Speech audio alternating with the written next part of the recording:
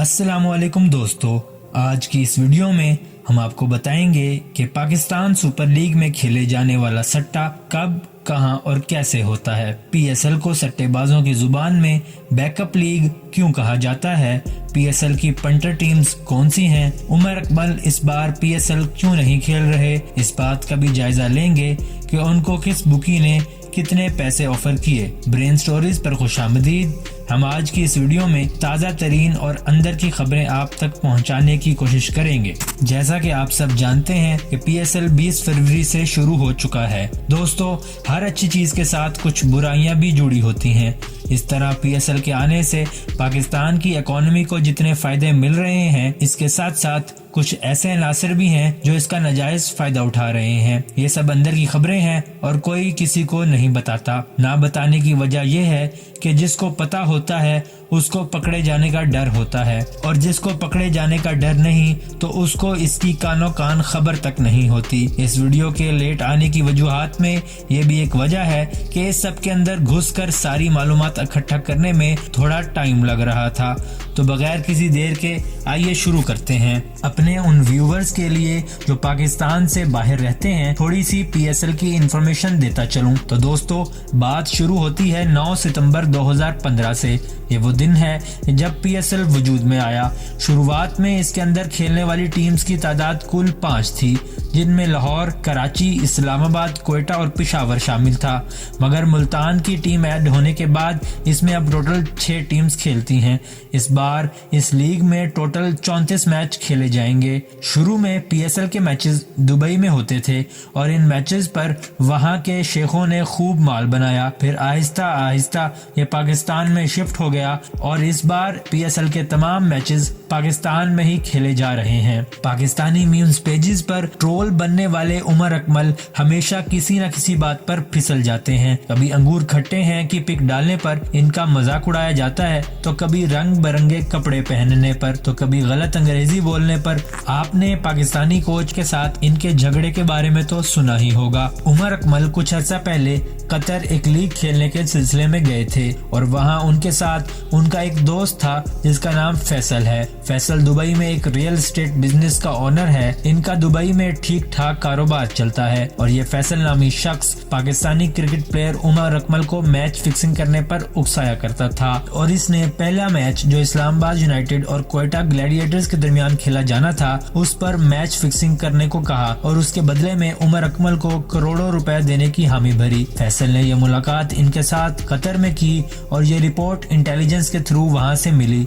एक security surveillance कैमरे से निकाली गई फुटेज में कुछ मशकूक हरकत देखी जा सकती हैं। पाकिस्तान क्रिकेट बोर्ड में ज्यादातर सिक्योरिटी का अमला पाकिस्तान डिफेंस के रिटायर्ड फौजी हैं और उनके अच्छे ताल्लुकात की वजह से ये सब सामने आ गया। जब पीसीबी का शक बढ़ा तो उन्होंने उमर अकमल का फोन टैप किया और उनको 3 दिन की मोहलत दी। मोहलत देने के साथ एंटी करप्शन डिपार्टमेंट ने उमर अकमल को मौका दिया कि वो अगर किसी ऐसी हरकत का सोच रहे हैं तो खुद बता दें और फैसल के बारे में मालूमात दे दें। उमर अकमल मुकर गए और कुछ भी मानने से इनकार कर दिया, जिसके बाद पीसीबी के डिपार्टमेंट ने तमाम सबूत इकट्ठे करके उमर अकमल के सामने रख दिए, जिसको देखकर वो चुप हो गए।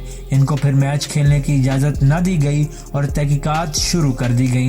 रिपोर्ट आने में कुछ दिन बाकी हैं, मगर हालात और वाकयात से उमर अकमल का पलड़ा हल्का लग रहा है। आइए अब चलते हैं कि ये सट्टा होता क्या है, इसको लगाने वाले कौन लोग होते हैं और ये कब और कहां कहां लगता है। भाइयों, पाकिस्तान सुपर लीग को सट्टेबाजों की जुबान में बैकअप लीग कहा जाता है। इसकी वजह यह है कि यह लीग इसके बाद आने वाली इंडियन प्रीमियर लीग के लिए अच्छा खासा बैकअप अमाउंट दे जाती है और फिर उस वक्त बड़े बड़े सट्टे लगते हैं जो इन सट्टेबाजों का असल मकसद होता है।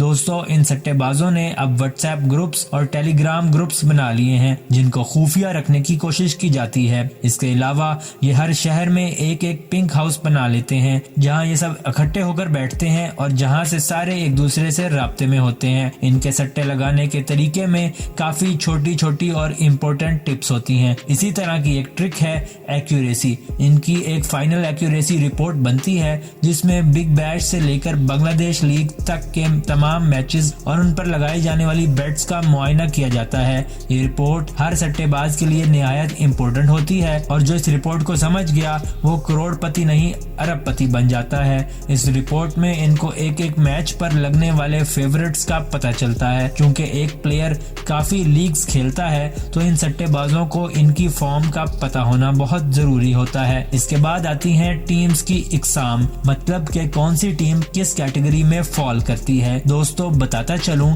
कि सट्टेबाजों की डायरी में सिर्फ दो टाइप की टीम्स होती हैं, एक होती है पंटर टीम्स और एक होती है बुकी टीम। जैसा कि इनके नाम से भी वाज़ेह हो रहा होगा कि पंटर टीम वो होती है जो फेवरेट होती है और जिस टीम के जीतने का चांस ज्यादा होता है। मिसाल के तौर पर अगर ऑस्ट्रेलिया का मैच बांग्लादेश के साथ हो और उस पर सट्टा लगाना हो तो ऑस्ट्रेलिया पंटर टीम होगी और बांग्लादेश बुकी टीम। इससे मुराद ये है कि ऑस्ट्रेलिया के जीतने का चांस ज्यादा है और जितने भी लोग सट्टा लगाएंगे वो ऑस्ट्रेलिया पर लगाएंगे। और इस सब में फिक्सिंग कुछ यूं होती है कि अगर एक बुकी ऑस्ट्रेलिया का एक प्लेयर खरीद ले और वो प्लेयर परफॉर्म ना करे तो ऑस्ट्रेलिया हार जाएगी। ऑस्ट्रेलिया के हारने पर बुकी को 1-2 करोड़ ऑस्ट्रेलिया के उस प्लेयर को देना होगा, मगर वो दुनिया भर के सट्टेबाजों से 100 गुना ज्यादा पैसे कमा लेगा। इसके बाद आते हैं इनके टिपर्स। टिपर वो शख्स होता है जो छोटे सट्टेबाजों को अंदर की खबर देता है, मैच और टीम प्लेयर्स को एनालाइज करके उनको बताता है कि वो किस टीम पर पैसे लगाएं। ये टिपर टिप देने की कमीशन लेता है और उसका कट 5% से 20% तक होता है। कुछ बुकी इन टिपर्स को भी खरीद लेते हैं और उनसे अपनी मर्जी की टिप दिलवाते हैं। अब आपको बताते हैं कि ये टिपर्स अपने क्लाइंट्स को कौन कौन सी टिप्स देते हैं। इन टिप्स में शामिल हैं टॉस कौन जीतेगा, टीम्स कौन सी जीतेंगी, ओवर के दौरान फेवरेट स्कोर की क्या मालूमात होगी, ये बताते हैं कि खाना कब है और लगाना कब है, कब एग्जिट कॉल देनी है। एग्जिट कॉल इसलिए जरूरी है कि आप एक सट्टा जीत कर उठ नहीं सकते, बल्कि आपको 3-4 राउंड्स पहले एग्जिट कॉल देनी होती है। ये इसलिए है कि एक शख्स जो जीता है वो चला गया तो बुकी को पैसे रिकवर करने का मौका नहीं मिलता। इसके अलावा loss cut, book set, jackpot call और इस तरह की मजीद काफी चीजें बताता है। नाजरीन, अब इसी साल के PSL की बात कर लेते हैं। इंडिया के साथ हमारे काफी अरसे से हालात बहुत कशीदा जा रहे हैं, जिसकी सबसे बड़ी वजह मसला कश्मीर है। इंडिया में पाकिस्तानी क्रिएटर्स को काम नहीं करने दिया जाता और एक्टर फवाद खान के साथ जो बॉलीवुड में हुआ वो सब आपके सामने है।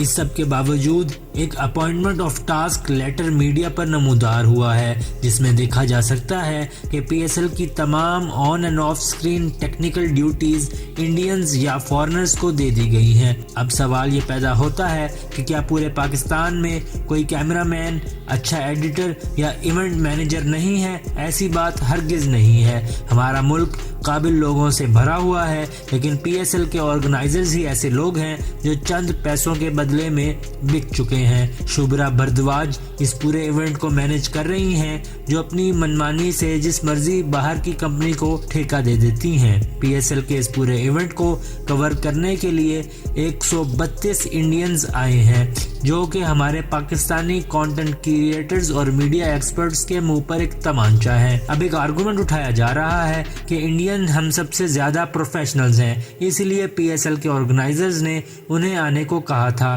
तो फिर PSL की ओपनिंग सेरेमनी को देख लीजिए, इससे ज्यादा बेकार और खराब सेरेमनी आज तक पाकिस्तान की तारीख में नहीं हुई होगी। ये बहुत शर्म की बात है। तो नाजरीन, आपको ये सब बातें सुनकर लग रहा होगा कि मैं PSL की इन तमाम काविशों से बिल्कुल मायूस हो चुका हूँ। ऐसी बात हरगिज नहीं है। मैं नजम सेठी का बहुत मशकूर हूँ कि उन्होंने पाकिस्तान में PSL को रिवाइव किया और क्रिकेट को बहाल किया। पाकिस्तान में इंटरनेशनल क्रिकेट के बैन से बहुत नुकसान हो रहे थे। उसकी बहाली के बाद से पाकिस्तान को माशरती तौर पर काफी फवायद हासिल हुए हैं। बस हमें कुछ चीजों पर नजर सानी करने की अशद जरूरत है। जिस तरह से PSL के अंदर खेलने वाले प्लेयर्स पाकिस्तान के लोकल लेवल से उठाए गए हैं, टीम भी इसी तरह PSL की मैनेजिंग टीम के लोग भी पाकिस्तान से ही हायर किए जाने चाहिए, ताकि पाकिस्तानी लोगों को रोजगार के बेहतर मौके फराहम हो सकें। आखिर में अल्लाह से दुआ है कि PSL को मजीद तरक्की मिले और 4 चांद लगें और पाकिस्तान में बैठकर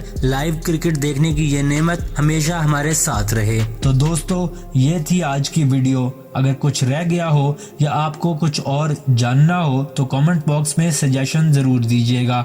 برین سٹوریز کے اس چینل کو سبسکرائب ضرور کرتے جائیے گا اور معمول کی طرح گھنٹی کا بٹن بھی دبا دیجیے گا تاکہ ہر آنے والی نئی ویڈیوز سب سے پہلے آپ تک پہنچتی رہیں۔ آپ سے ملاقات ہوگی انشاءاللہ اگلی ویڈیو میں۔ رب راکھا۔